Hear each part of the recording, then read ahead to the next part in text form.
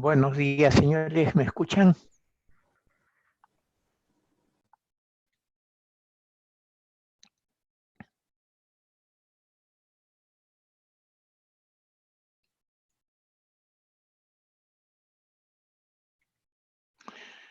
Perfectamente.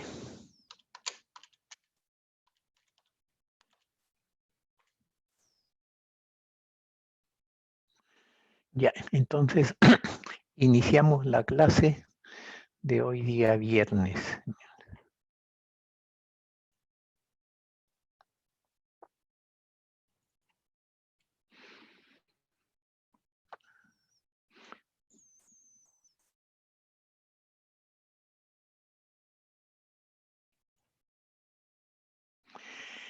En la última clase, el miércoles, quedamos viendo esta máquina de procedimiento de soldadura por arco sumergido, que ya es un proceso automático y ya no hay electrodo que maneja el soldador, hay un cable, como les dije, que penetra acá, que entra y va avanzando a una velocidad continua normalmente, dependiendo de la velocidad que le imprime este controlador. El suministro del material protector ya no lo hace la barra de electrodo, como en el proceso manual, sino dijimos acá había una tolva de un flujo automático que va alimentando, cae el material a una velocidad constante y forma la misma atmósfera que en el proceso manual. Pero la velocidad paso, la velocidad de caída del flujo, el voltaje, el amperaje de la máquina, la intensidad del arco eléctrico, acá no cambian en todo el proceso. Entonces es un proceso totalmente controlado. Acá está el esquema, viene el alambre sin protección. Esta es la maquinita que controla la velocidad con que se mueve el alambre. Por acá está el flujo del material protector que va formando la cámara protectora. Igualmente acá se solidifica la escoria, el material se funde, o sea, el arco eléctrico, todo esto es igual en todos los procesos. Solamente ya no hay mano de operador formando el arco eléctrico, sino es una máquina que lo mantiene a la misma distancia. El proceso por arco sumergido SAW fue creado en 1935. Produce la unión de los metales mediante el calentamiento de estos con un arco entre un electrodo alimentado continuamente y la pieza de trabajo. El arco y el metal fundido se encuentran sumergidos durante la operación bajo una cubierta de fundente granular y fusible sobre la pieza a soldar, como hemos visto en la figura anterior. Este proceso y el hecho de que haya el material protector y el arco eléctrico y el metal fundido estén totalmente dentro del metal protector, entonces hacen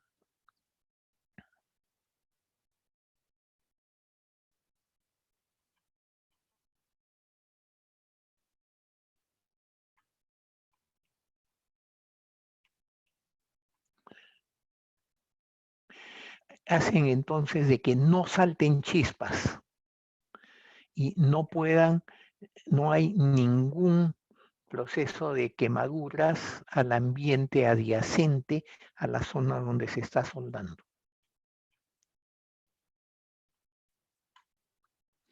Acá se ve también otra máquina más moderna de soldadura por arco sumergido. La máquina acá es una máquina fija. Se mueve acá el elemento que se está soldando.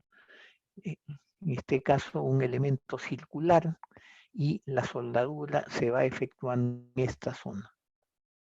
Acá se va girando el proceso, un tubo, va girando el tubo, la máquina de soldar no se mueve, el tubo es el que se mueve y se gira, se produce la soldadura en los 360 grados. A nosotros lo que nos interesa verificar y efectuar es la soldadura manual. Y en eso tenemos el elemento importante son los electrodos. Por lo tanto, para nosotros es muy importante clasificar e identificar los electrodos, porque se fabrican de diferentes resistencias y características de uso. El sistema de identificación es doble, numérico y con una clave de colores. ¿Por qué es importante identificar los electrodos?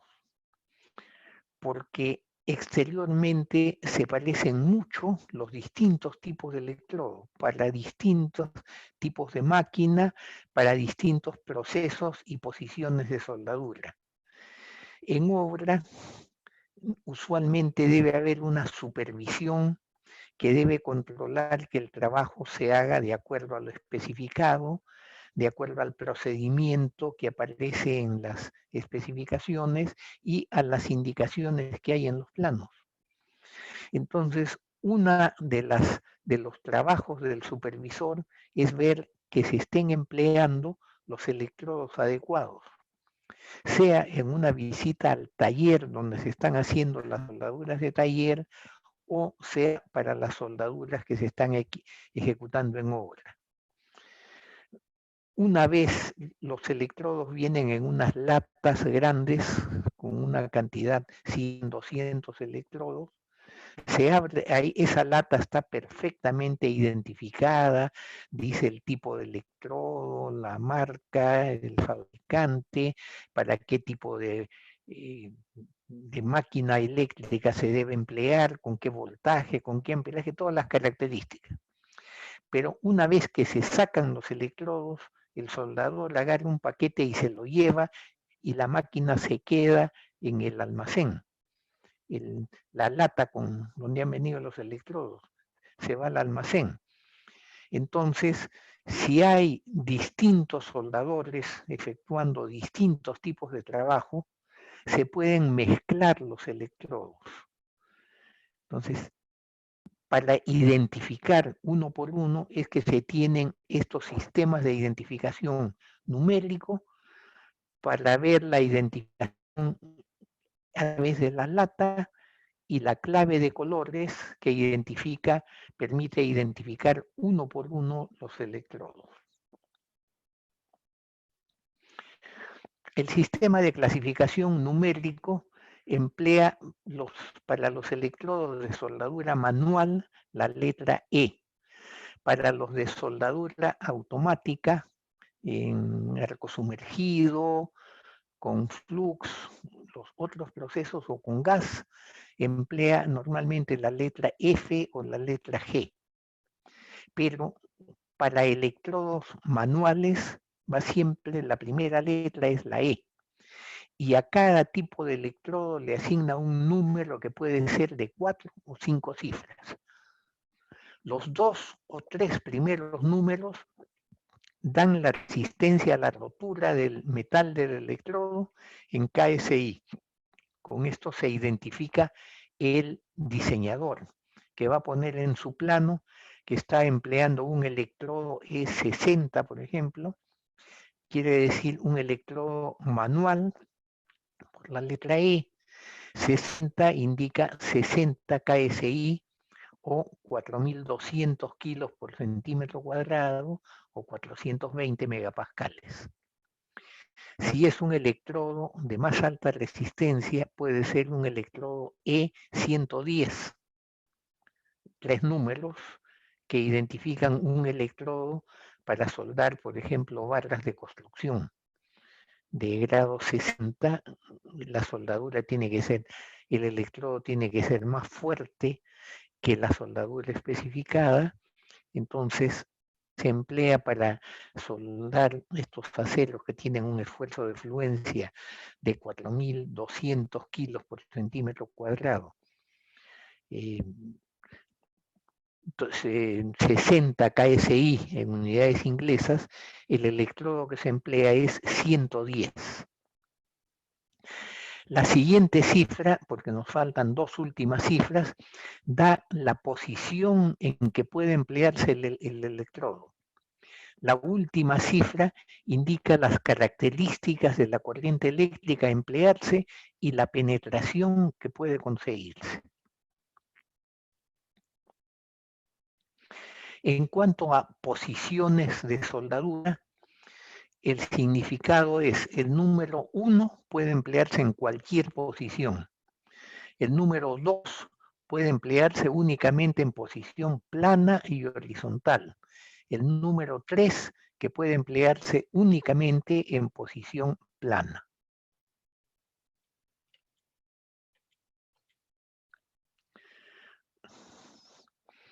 Recordemos el tercero o cuarto número nos indica la posición en que puede emplearse el electrodo.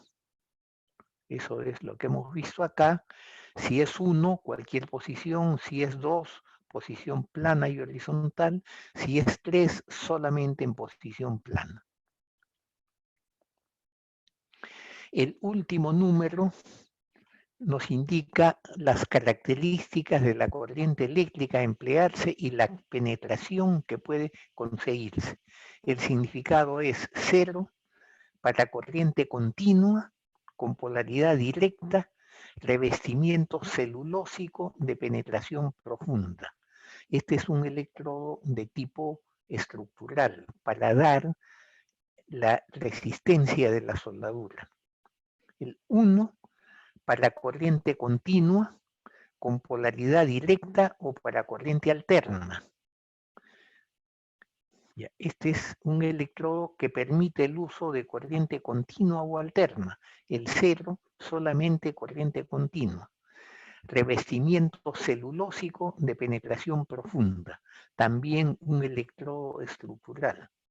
0 o 1 se emplean según el tipo de máquina de corriente eléctrica que se esté empleando. Si se emplea un suministro público de corriente eléctrica, esa es corriente, entonces tenemos que emplear electrodo tipo 1. Para corriente continua con polaridad inversa o para corriente alterna, esto es cuando el número es 2. Revestimiento rutílico, otro tipo de tierra que protege al electrodo, lo que da un arco suave de penetración mediana y mejor el aspecto del cordón. Este número 2, entonces, sirve para lo que se llama una pasada de acabado, como un maquillaje para que quede bonito el electrodo, porque este acabado estructural de penetración profunda, la superficie queda muy irregular. Entonces, usualmente se le da la última pasada con un electrodo de revestimiento. El 4 para corriente continua con polaridad directa o inversa o para corriente alterna. Revestimiento rutílico, lo que da un arco suave de penetración mediana Mejor aspecto del cordón con aporte de hierro en polvo. Este electrodo tiene hierro en polvo que cae ahí y permite un relleno de las juntas. Cuando no se va a soldar, sino se va a rellenar un agujero o a veces se emplean soldaduras de relleno, entonces ahí se debe emplear un electrodo con el último número 4. El último número 5, la corriente continua con polaridad inversa, revestimientos de bajo contenido de hidrógeno, que se emplea para soldar aceros de pobre soldabilidad. El 5 y el 8 se emplean para soldar aceros de baja soldabilidad. El 8 también es para corriente continua con polaridad directa o para corriente alterna. Revestimiento de bajo contenido de hidrógeno que se emplea para soldar aceros de pobre soldabilidad con aporte de hierro en polvo, permitiendo un rápido relleno de las juntas. El 5 es solamente para corriente continua. El 8 es para corriente continua y corriente alterna. O sea que si nosotros vamos a soldar aceros de pobre soldabilidad, empleamos 5 o 8 como número final del electrodo, según que el tipo de máquina que se va a emplear. Estos números, entonces, no los puede decidir el proyectista estructural, porque él no es el que va a ejecutar la soldadura. No sabe qué tipo de máquina es el que van a emplear, el que dispone el ejecutor de fabricación y montaje de la estructura metálica. Entonces, usualmente se pone, por ejemplo, un electrodo E60XX, dejándose los dos últimos números para que los decida en el plano de taller el ejecutante de los trabajos de soldadura. Lo que le interesa al ingeniero estructural son los primeros números que da la resistencia del electrodo que se va a emplear. Ejemplo, supongamos que se ha escogido un electrodo E6011. Es un electrodo para soldadura manual, la letra E, de 60 kips de resistencia mínima a la reacción. 60 kips se multiplica por 70, son 4.200 kilos por centímetro cuadrado. Se puede emplear en cualquier posición el número 1 que tenemos acá y es de penetración profunda, por lo que es adecuado para soldadura estructural. Este 1 también nos está indicando que se puede emplear en máquinas de corriente continua o alterna. Yeah. Entonces, este es un electrodo muy común entre nosotros, el 6011, que es el que se emplea para la gran mayoría de los trabajos de estructuras. En el caso de que las máquinas que se va a emplear sea una de corriente continua, no podemos emplear el 6011, empleamos el 6010. Es un electrodo para soldadura manual de 60 kilos de resistencia mínima a la tracción, se puede emplear en cualquier posición. Acá no dice, pero uno indica que es para máquinas de corriente continua también, es de penetración mediana, por lo que es adecuado para soldadura de acabado.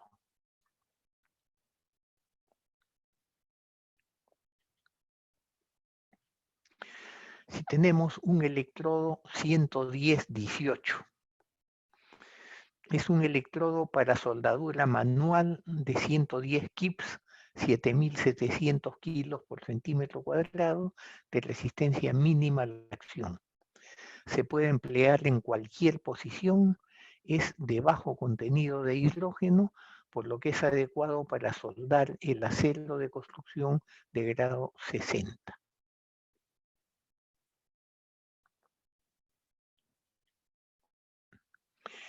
La clasificación por colores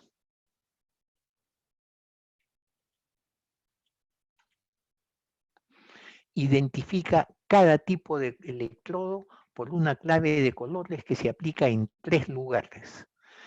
Son los colores de extremo, de punto y de grupo. El color de extremo se aplica en la punta metálica del electrodo, la punta visible. De punto, en la parte lateral metálica visible del electrodo. Y de grupo sobre el revestimiento cerca de la punta del electrodo. Estos sitios los vemos acá. Acá está un electrodo, se ha hecho un corte acá, en realidad el revestimiento es continuo, pero este núcleo metálico atraviesa todo el electrodo hasta la punta de la derecha. Siempre el electrodo termina así con su parte metálica visible, que es donde se va a comenzar a soldar. Esta parte se deshace al iniciar el proceso con el arco eléctrico y se va deshaciendo también esta parte de la tierra de revestimiento. O sea, siempre se ve visible la punta metálica. Bueno, en un electrodo nuevo, este es el extremo, este es el color de punto que viene acá en la parte lateral visible del elemento metálico, y el color de grupo que viene colocado encima del revestimiento. Usualmente se le pone acá cerca al extremo del electrodo, algunas veces se pone un poco alejado. Entonces recuerden, color de extremo, color de punto al costado metálico y color de grupo al costado del revestimiento.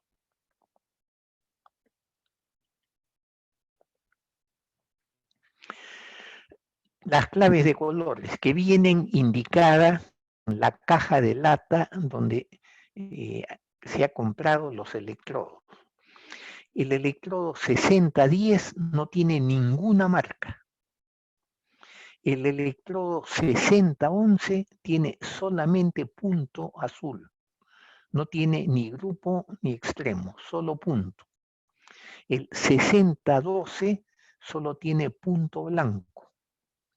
El 7018 tiene grupo verde, punto naranja, extremo negro. El 11018 tiene grupo verde, punto azul, extremo rojo. Entonces, si ustedes examinan, identifican los electrodos que van a emplear, van a cualquier folleto de fabricantes de electrodos, Lincoln, EXA, cualquiera de ellos, tienen la clave de color que emplean. Normalmente no la cambian nunca. Esto es prácticamente una clave, una relación universal. Pero en cada lata también va a venir identificada la clave de colores para tenerla a la mano y poder identificar en los bancos de trabajo qué tipo de electrodo están usando. El supervisor entonces y el soldador mismo sabe qué tipo de electrodo está usando. Decía, por ejemplo, que el electrodo 6011 es uno muy común entre nosotros. Muchas veces yo he estado en alguna ferretería que vende electrodos también, se venden en muchos sitios, y se acerca el soldador a comprar y pide, dame tantos electrodos de punto azul. Ya los vendedores saben que de punto azul es el 6011, van a las latas, lo sacan y le dan. Recuerden entonces, el punto es este de acá que está al costado azul. El 6011 solo tiene acá el culito pintado de azul, azul fue, ninguna marca, ni en extremo ni en grupo.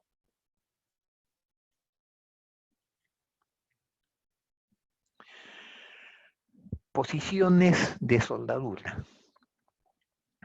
Bueno, ya estamos las 10:29, vamos a descansar 5 minutos como lo tenemos establecido. Ingeniero, disculpe. ¿Sí? Eh, ¿Subirá esta diapositiva más tarde al Paideia? Ya les he pasado en la mañana el link de todas las clases donde están en Paideia. Esta clase, estas diapositivas están en Paideia. Ah, no, perdón. Estas no están. El, tienes razón. La que había puesto la última era la de compresión. Ah, Ahora al sí. acabar la clase las coloco. Ok, No hay listo. problema. Muchas gracias, profesor. Sí, sí.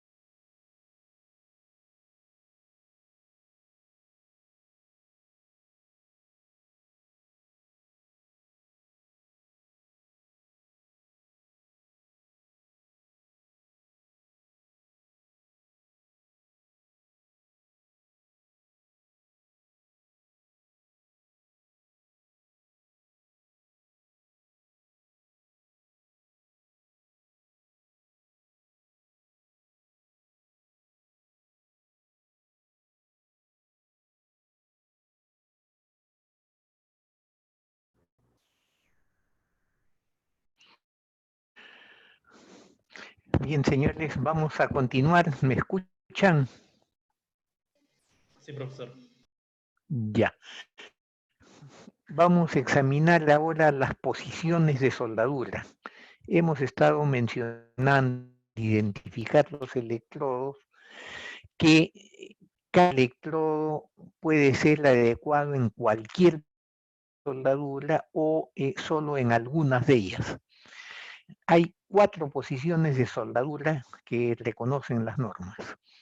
La posición plana. La posición plana es la soldadura en un plano horizontal. Ustedes ponen los puntos que van a soldar en una mesa y los sueldan encima en esta posición plana. Es la posición más fácil y económica para soldar. Siempre que sea posible, las soldaduras deben efectuarse en esta posición. La siguiente posición es lo que llama la posición horizontal. Las planchas de soldar están en posición vertical, una encima de otra, y el cordón de soldadura se ejecuta horizontalmente.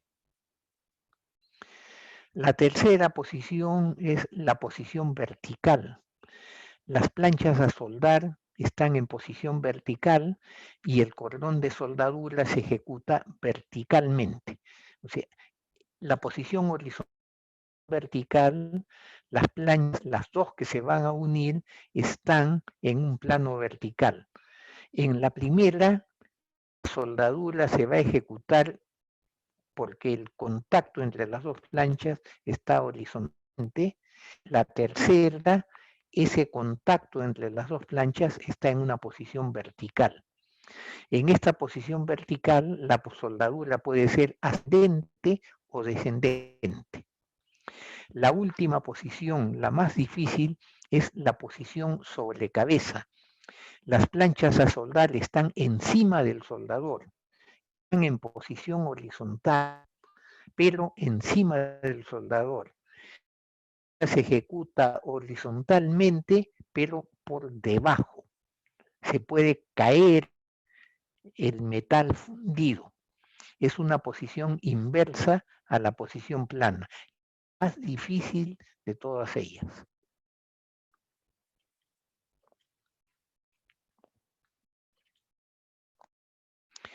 Esta es una soldadura en posición plana. Dos planchas a conectar, están sobre una mesa y se va efectuando la soldadura, en este caso una soldadura de relleno biselada, y se va rellenando en esta posición, avanzando en este sentido.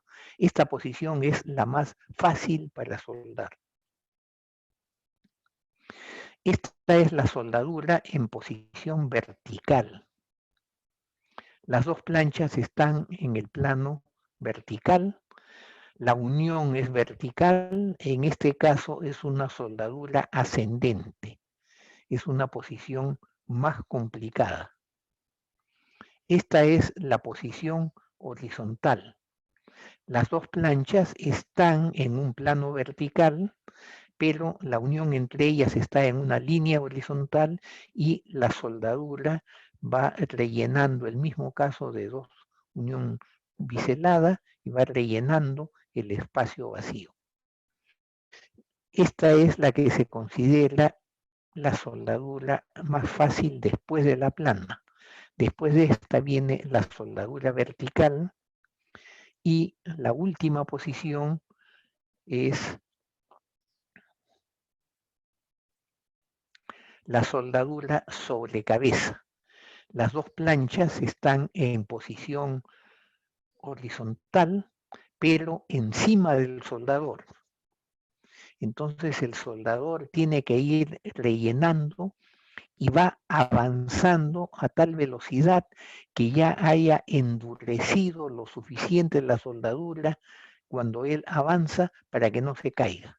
Si la unión soldada todavía está como metal fluido, va a gotear y la soldadura queda mal hecha. Esta es la posición más difícil. También se llama a la posición sobre cabeza a esta que, aunque parece una unión horizontal, pero se ejecuta por encima de la cabeza del operador. Entonces, esta es una soldadura que también tiene un grado de complejidad parecido al de esta de acá. Las dos son soldaduras equivalentes en que se llaman en posición sobre cabeza.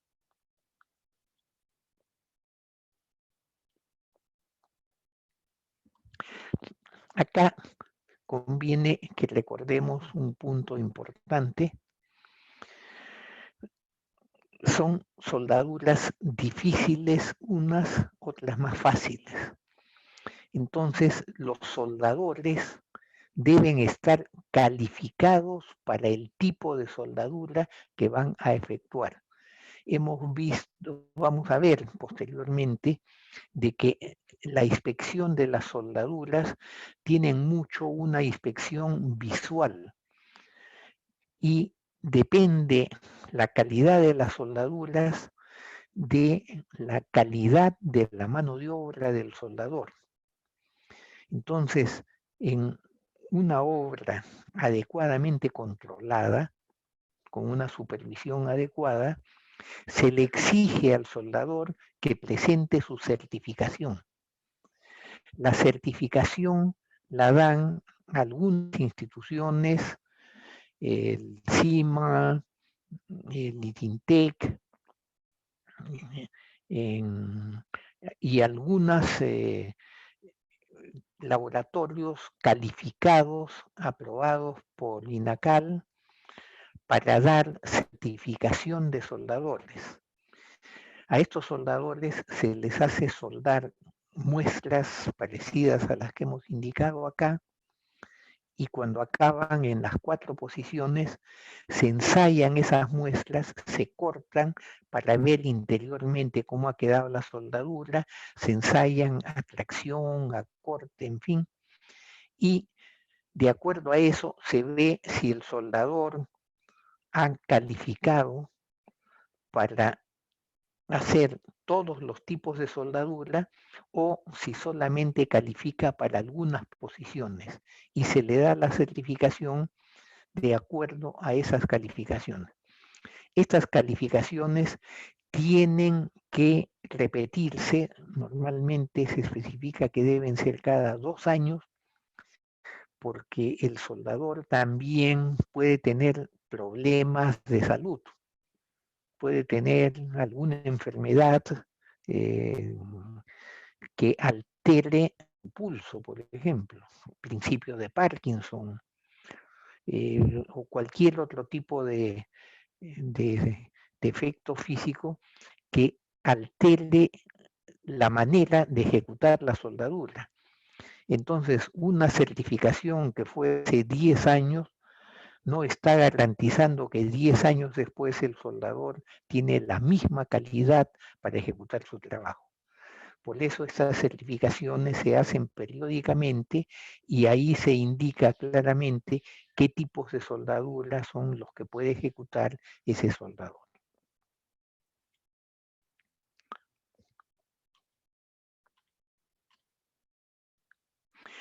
Antes de avanzar con los tipos de uniones soldadas, vamos a ver con el señor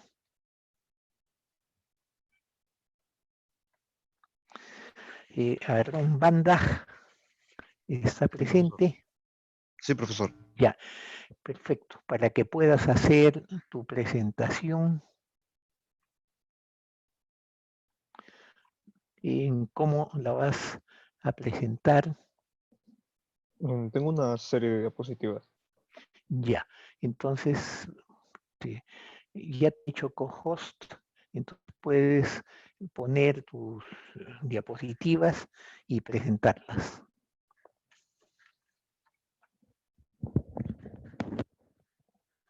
Sí, pero para eso necesito que deje de compartir pantalla usted. No me permite.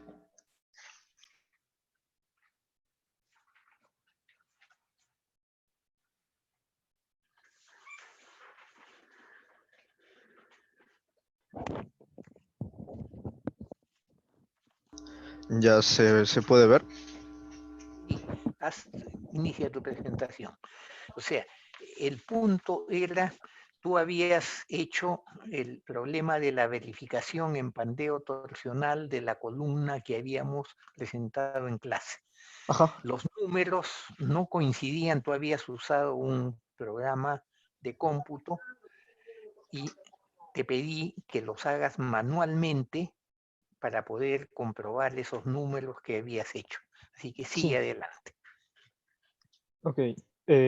O sea, lo que me toca hablar hoy día es del cálculo de pandeo torsional y como se mencionó, habíamos resuelto dos columnas que eran de dos secciones distintas, una que era de 14 por 190, no, 109, perdón, y otra que era de 12 por 120. Sí. Esas dos columnas ya fueron revisadas por el pandeo flexión, entonces ahora toca verles el pandeo torsional. En las tablas que usted nos ha brindado, los datos de la sección son estos que están puestos en rojo. De la 14 por 109 nos interesa esta de acá que es del área, 32 pulgadas Sí. cuadradas, y de la otra sección de 12 por 120 es de 35.2. Ya. Para motivo de facilidad de la presentación de las dos, centrémonos en la de 14 por 109, Ya, porque la otra va a ser semejante. claro. Ok, entonces, para la sección de 14 por 109 tenemos inercias en X e Y de 1240, 447, la constante torsional de 7.12 y la constante de alabeo de 20.200, obviamente cada una con sus unidades. El resumen de unidades lo he puesto acá. Para los aceros en general, vamos a utilizar estos datos con los corregidos que usted me dijo, que era de este de acá de 2 por 10 a la 5 y este de acá de módulo de corte. Todo lo demás sigue siendo lo mismo. Y el resumen... Espérate un momentito. Tú has puesto acá módulo de elasticidad 2 millones. No, sí, sí, pero en las operaciones sí lo Ah, puse ya. con 5 ceros. Acá se Sí, me sí, pasó. sí ha pasado un cero. Sí, de Sí, acuerdo. sí, se me pasó un cero. Pero en las operaciones sí está bien puesto. Ya. Los datos del perfil que hemos recogido de sus tablas están resumidos acá. Su área, constante de alabeo, torsional, inercia en X, inercia en Y. Como usted me dijo que nos vamos a centrar en este, pues estos datos son los que usamos en la página que sigue. Bueno, entonces empleamos la fórmula que usted nos menciona. El error que había tenido la última vez había sido que no había elevado al cuadrado la constante pi, por eso se daba la diferencia. Ujú. Entonces, revisando los cálculos nuevamente, con esto sí arroja el valor que usted había obtenido, ¿no? Pi cuadrado por 2 por 10 a la 5 por la constante de alabeo dividido entre K por L elevado al cuadrado, y acá estoy haciendo la respectiva transformación de unidades de metros a pulgadas cuadradas para que con pulgadas sextas me quede megapascales por pulgadas cuadradas, se pueda sumar con esto que tiene las mismas unidades y se simplifique con pulgadas cuadradas de la suma de inercias. Ya. Y todo el resultado me queda en megapascales de 596.91. Ya, perfectamente. Luego, para el cálculo de FCR se necesitaba una relación de FI entre FE, que habían dos expresiones por si estabas por debajo de 2.25 o si estabas por encima de 2.25. En este caso se obtiene una relación de FY entre FE de 250, que era dato inicial, entre FE, que es este obtenido, de 0.42. Dado que esto está por debajo de los 2.25, entonces la expresión que se utiliza para calcular el FCR es esta de acá, 0.658 elevado a la FY entre FE, que es esta relación, por FY. Reemplazando los números, se obtiene un valor de 209.8 megapascales. Entonces, finalmente, la resistencia de la sección sería 0.9 por este FCR por el área de la sección. En los megapascales en unidades, en métricas al menos, sería de newtons sobre milímetros cuadrados. Y el área que era de 32 pulgadas cuadradas lo estoy convirtiendo a milímetros cuadrados. Y con esto se obtiene un número en newtons, lo divido entre 1000 y se obtiene este valor en kilonewtons. Entonces, el valor anterior resulta ser menor a la carga última de 4040.3 kilonewtons, por lo que esta sección va a pandear a torsión. En la página anterior he mostrado acá abajo el cálculo simple de la carga última que me olvidé mencionar. Sí, perfecto. Entonces, vemos que Fíjense ustedes, es interesante esto de acá, porque en los libros, en el manual, inclusive en las diapositivas que tengo yo que reflejan lo que dicen los comentarios del AISC, todo, dicen que los perfiles laminados son poco susceptibles a tener problemas de pandeo por torsión. Ujú. Pero esta columna es una de las varias excepciones que hay. O sea, siempre tenemos que cumplir lo que dice el reglamento, que nos dice debemos verificar la columna en pandeo por flexión y en pandeo por torsión. ¿Ya? En general, cualquier tipo de columna que empleemos o elemento en compresión, para no decir solamente columna, debemos verificarlo en pandeo por flexión y pandeo por torsión. Acá has visto, las diferencias no son muy grandes, pero existen y ya la columna no es adecuada. Hiciste tú el análisis para la segunda columna. Claro. A ver, preséntalo. Las conclusiones finales solamente. Ah, ok. No tengo una diapositiva exclusiva de conclusiones, pero la O, conclusión que yo podría obtener, o tienes el número por lo menos para decirlo. claro, claro, ¿Cuánto? es este número de amarillo, lo he resaltado de amarillo Ah, para tener en cuenta. perdón, no lo había visto acá. Ya. Para la segunda columna, que es de perfil de 12 por 120, se obtiene una carga de resistencia de pandeo, por así decirlo, de 4.550.12 kilonewtons. Esto sí está por encima de la carga última que está recibiendo, entonces esta sección sí resulta adecuada para evitar dicho pandeo. Espérate, pero estamos en la B14 por 120. No, la de hace un rato era ¿Cuál es? 14 por 109. Esta es 12 por 120. 12, la de 12 por 120. 12 Ya. por 120. En pandeo, flexión, ¿cuánto resiste? ¿Perdón? En ¿Pandeo por qué? pandeo por flexión. Por flexión no recuerdo exactamente, lo tenía calculado en otra parte. Pero Ya. creo que las dos secciones eran adecuadas. Ambas secciones eran adecuadas para pandeo por flexión, de eso sí me acuerdo. No, por pandeo no eran adecuadas. Lo que pasa es que quería ver cuál en esa columna W12 por 120 qué controlaba, pandeo por flexión o pandeo por torsión. Mm, no tengo el valor exacto, Ya, no me pero puedo decir. por eso te digo, tienes que tenerlo o ponerlo siempre para poder decir, esta columna resiste tanto. No importa en cuál de los dos tipos de diseño en que se ha analizado, porque hay que escoger el menor de los dos.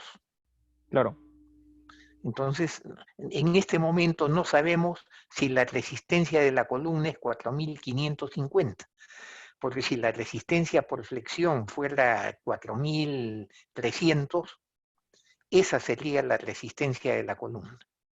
claro. Ya.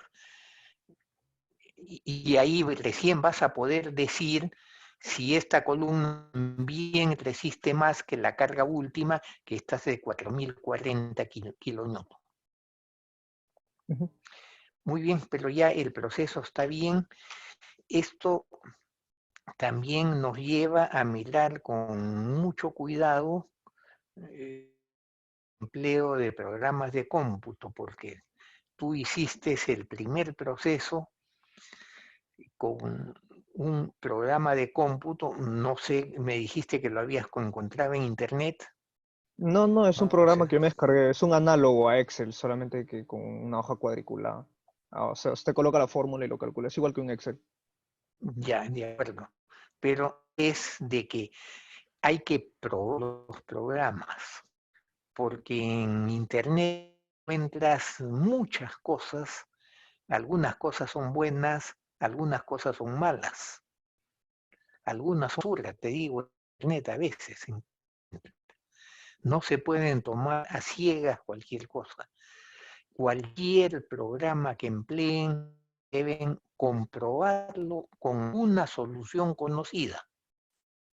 Si no hay soluciones conocidas a la mano, ustedes hacen un ejemplo, lo resuelven manual, lo revisan para estar seguro que las operaciones están bien y lo comparan con el resultado del programa para ver si el programa es confiable. Las cajas negras que son los programas a veces dan muchas sorpresas y a veces sorpresas peligrosas. Muy bien, señor. Muchas gracias. Muchas gracias. Quedamos entonces en esto conforme. Regresamos a la clase.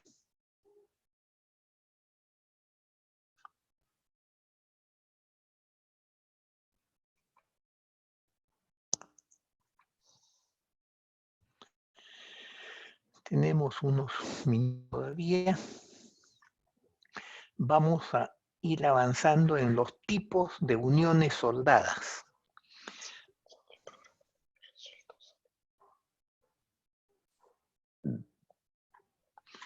La norma E090 reconoce 4 tipos de uniones soldadas. Soldaduras acanaladas, llamadas también soldaduras de canal o soldaduras a tope. Soldaduras de filete, llamadas también soldaduras de solape, soldaduras de ranura y las soldaduras de tapón. Las soldaduras más empleadas son las dos primeras. La soldadura de filete, la soldadura más común, la más económica, y la de canal o acanalada es una más resistencia, más detallada, tiene más trabajo para ejecutarla y también es de más calidad, más resistencia usualmente. Estas son las soldaduras acanaladas. Cuando la plancha es muy delgada, son planchas usualmente de menos de 4 milímetros, y la norma da los detalles de eso, pero cuando son muy delgadas, basta con poner las planchas que se van a unir una junto a la otra, ¿ya? Y soldar ahí.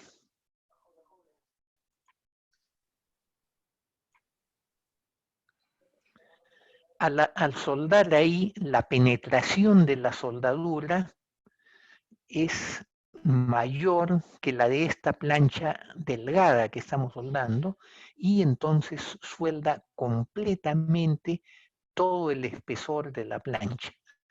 La sección queda así como la vemos acá.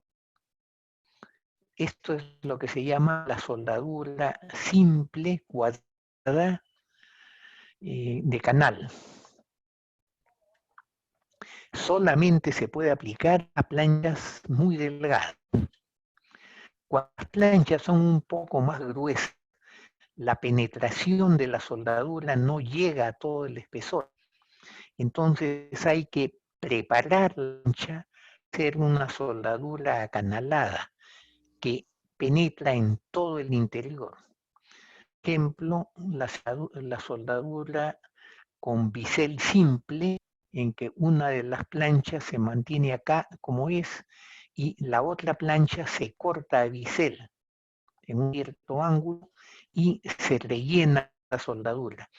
Acá la primera soldadura va a penetrar en esta zona, va a soldar todo, se siguen poniendo cordones encima hasta que se rellena el total de la soldadura. ¿Cuál es la ventaja de esta soldadura en canal?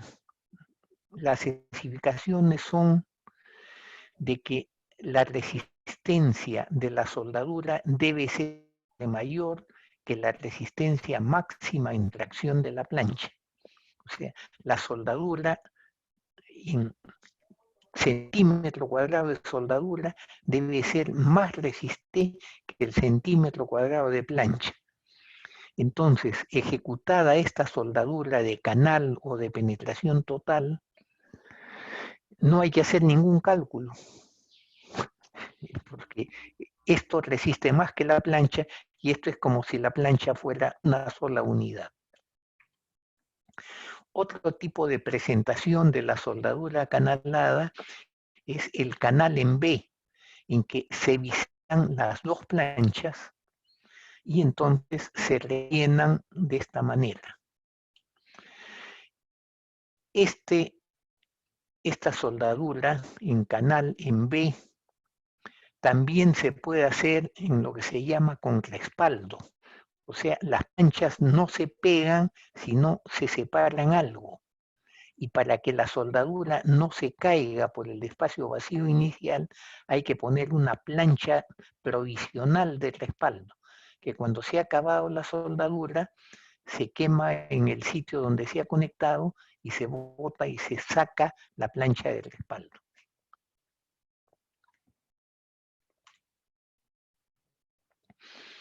Esto es la soldadura clásica de filete. La soldadura de canal que hemos visto en antes hubiera soldado todo el espesor de esta plancha acá. Habría que haberle preparado de repente una B acá, otra B acá y soldarla por este lado y por este, o una B completa acá y rellenarla. Pero la soldadura de canal no tiene ninguna preparación. Se ponen las planchas una al lado de la otra y se forma un triángulo de soldadura. Usualmente se suelda a los dos lados porque este triángulo de soldadura da una conexión asimétrica que va a tener problemas. Lo normal es formar un triángulo de soldadura acá y otro triángulo de soldadura acá. Acá están dibujados en líneas teóricas, en líneas punteadas, el triángulo teórico de soldadura. El triángulo teórico de soldadura es un triángulo isósceles de lados iguales. Acá lo tenemos como un triángulo rectángulo. Entonces, estos son los catetos, son los lados iguales, como dije acá. Este lado y tamaño es igual con este tamaño. Y la hipotenusa la tenemos acá. La soldadura debe penetrar y acabar por encima del triángulo teórico de soldadura, para que la conexión sea más fuerte que lo que hemos considerado en el diseño. La resistencia de la soldadura se mide en el lado más débil. La longitud menor de este triángulo teórico es esta garganta. La distancia de acá, de la raíz de la soldadura, una perpendicular a la hipotenusa. Esa es la dimensión que se emplea en el cálculo, lo que acá se llama la garganta teórica. El cálculo de la resistencia de la soldadura va a darnos que el área soldada se mide acá, la longitud de esa garganta por el largo de la soldadura. Eso nos da un área que multiplicada por la resistencia del electrodo da la resistencia de este filete de soldadura. Este es el caso en que la soldadura queda en una forma cóncava, convexa. O sea, es más grande la parte central de la soldadura que en los lados. Acá tenemos el caso de una soldadura cóncava, pero que también es aceptable porque es mayor que el triángulo teórico que está marcado acá. En estos casos se controla la concavidad, que es la distancia entre este punto, el más de garganta más pequeña, hacia la línea, hacia el triángulo rectángulo dado por los lados reales de la soldadura. Esta concavidad está controlada, vamos a verlo en la próxima clase seguramente, para ver hasta dónde podemos tener concavidad. El lado de la soldadura es el lado que tenemos medido acá en este triángulo teórico. Pero la garganta teórica es esta de acá medida en la dimensión menor de la soldadura. Ya estamos en la hora, vamos a quedar solamente, señores, Si hubiera alguna pregunta, pueden hacerla. O alguna consulta después por chat o por email. Muy Ingeniero, bien. disculpe, Sí, ¿cuál es su correo electrónico? ¿Es el cual nos envió los mensajes en la mañana? ¿O porque en el campus aparece uno y quizás no sea el mismo? L Segarra, pero le quitan la A final. Los correos, cuando yo tuve esta dirección electrónica de la universidad, solo permitían tener 7 letras. No entraba nombre completo. L Segarra tenía 8 letras. Así que le quité la A final y queda L Segarra con doble R final. @puc.edu.pe.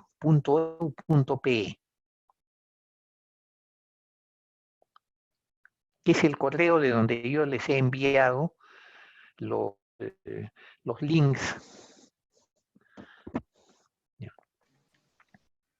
Listo, Ahí me profesor. pueden Muchas dirigir gracias. cualquier consulta. Varios de los compañeros de ustedes me han dirigido consultas, o sea, han conocido mi correo. Muy bien, señores. Entonces, quedamos solamente